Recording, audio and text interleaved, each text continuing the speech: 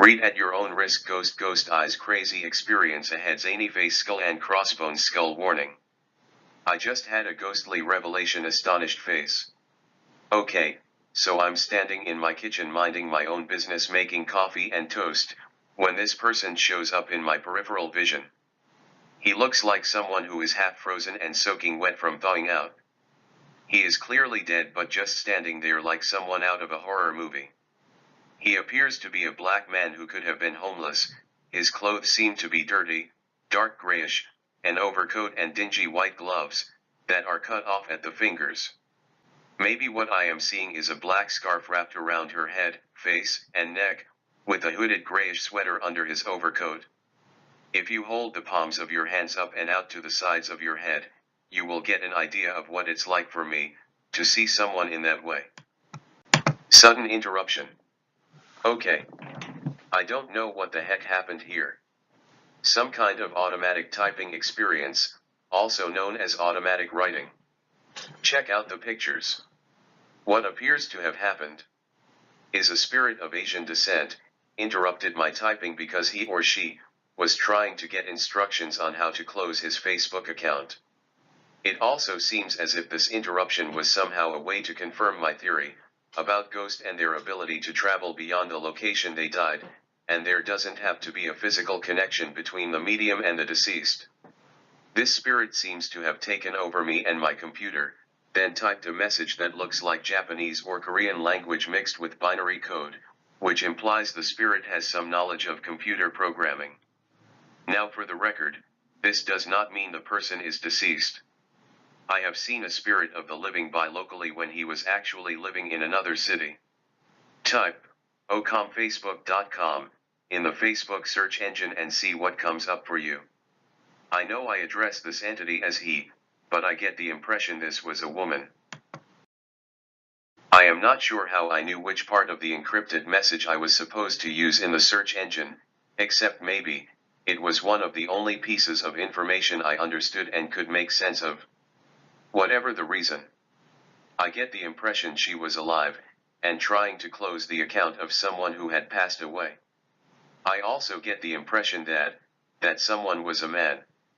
In my mind that explains why I use the terms he and her to address the entities that were coming through. On the other hand, I learned through my baby sister that spiritual matters are often in reverse, and I have found this to be true, especially when I have a dream about lottery numbers. Anyway, as I was saying before I was so rudely interrupted, so-called paranormal experts would say spirits or ghosts only haunt the location they died. But my experience says that is not true. Case in point.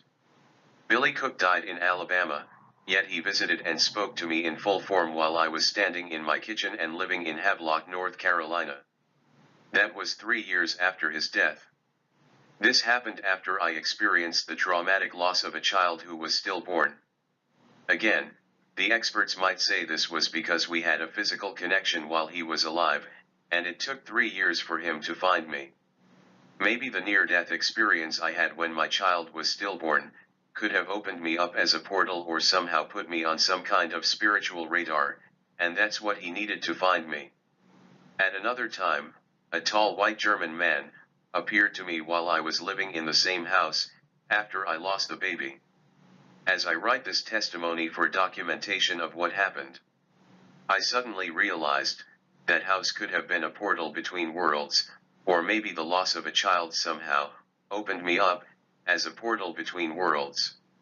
Even though I'd had previous experiences, they were nothing like the ones I had in that house or since I moved from that house.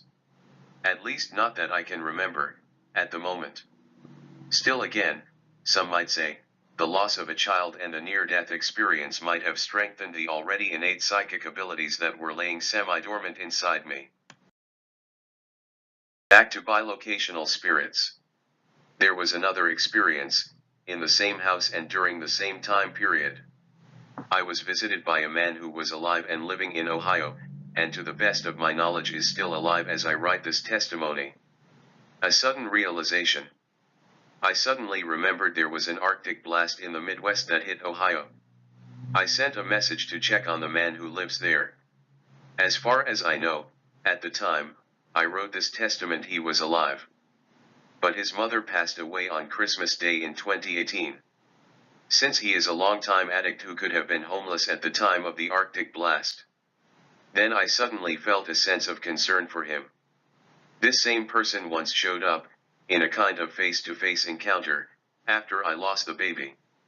He absolutely was not there in person, but I saw his face as clear as day, and when I say he was face-to-face, I mean his face was right in front of mine, and I was looking right dead into his eyes, only there was actually another person there, who was sitting right in front of me. This period of my life is very hard to talk about because my family thought for sure I had lost my mind, and I even questioned my own mental faculties. My conclusion after making this testimonial documentation: the dead are not bound to the location they died. Just think about it. If in life they can travel from one place to another, why would they not be able to do the same after death? In my mind, it is similar to making a phone call, and then traveling through the phone line, to see the person you called. What you have listened to is based on real life experience and the stories are true. My conclusions are not an exact science.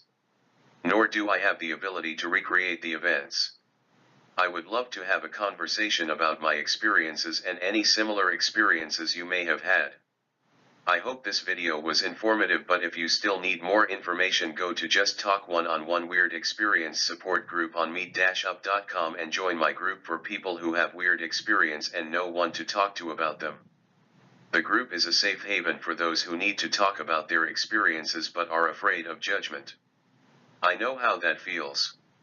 The reason I created the group is because I understand the importance of validation when it comes to unexplained paranormal and ghostly events.